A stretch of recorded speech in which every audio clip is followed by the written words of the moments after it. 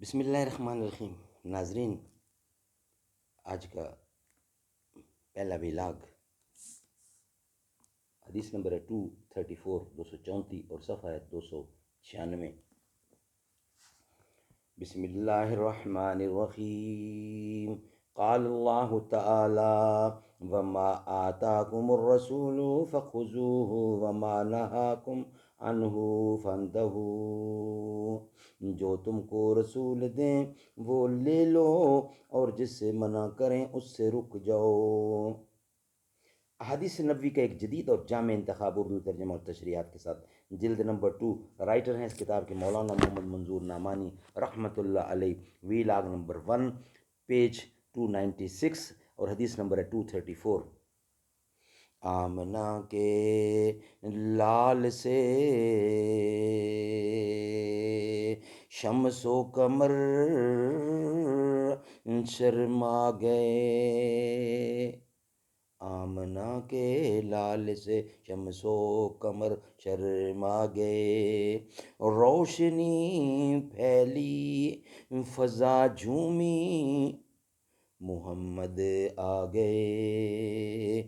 آمنہ کے لال سے شمس و قمر شرما گئے، روشنی پھیلی فضا جھومی، محمد آ گئے۔ کالا کالا نبی صلی اللہ علیہ وسلم۔ حکیم بن حزام رضی اللہ سے روایت ہے کہ ایک دفعہ میں نے رسول اللہ صلی اللہ علیہ وسلم سے کچھ مال طلب کیا، آپ نے مجھے عطا فرما دیا، میں نے پھر مانگا، آپ نے پھر عطا فرما دیا، پھر آپ نے مجھے نصیحت فرمائی اور ارشاد فرمایا کہ اے حکیم، یہ مال سب کو بھلی لگنے والی اور لذیذ و شیریں چیز ہے، پس جو شخص اس کو بغیر حرص اور طمع کے سیر چشمی اور نفس کی فیاضی کے ساتھ لے، اس کے واسطے اس میں برکت دی جائے گی، اور جو شخص دل کے لالچ کے ساتھ لے گا اس کے واسطے اس میں برکت نہیں ہوگی، اور اس کا حال جو البقر کی اس مریض کا سا ہوگا جو کھائے اور پیٹ نہ بھرے، اور اوپر والا ہاتھ نیچے والے ہاتھ سے بہتر ہے، یعنی دینے والے کا مقام اونچا ہے، اور ہاتھ پھیلا کر لینا ایک گھٹیا بات ہے، لہٰذا جہاں تک ہو سکے اس سے بچنا چاہیے۔ حکیم بن حزام کہتے ہیں کہ حضور کی یہ نصیحت سن کر میں نے عرض کیا، یا رسول اللہ، قسم ہے اس ذات پاک کی جس نے آپ کو نبی برحق بنا کر بھیجا ہے، اب آپ کے بعد مرتے دم تک میں کسی سے کچھ نہ لوں گا۔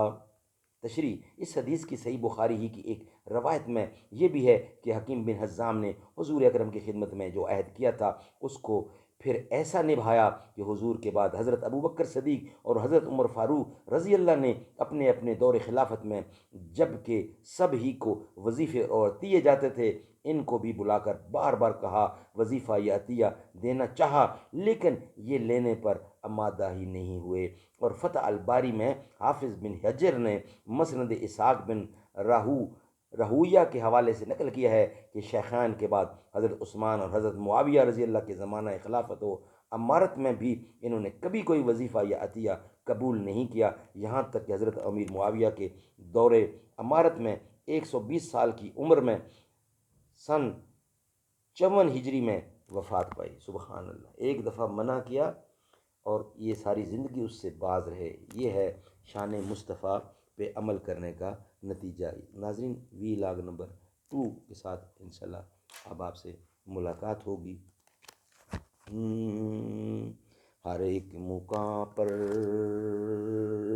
ہر ایک جہاں میں،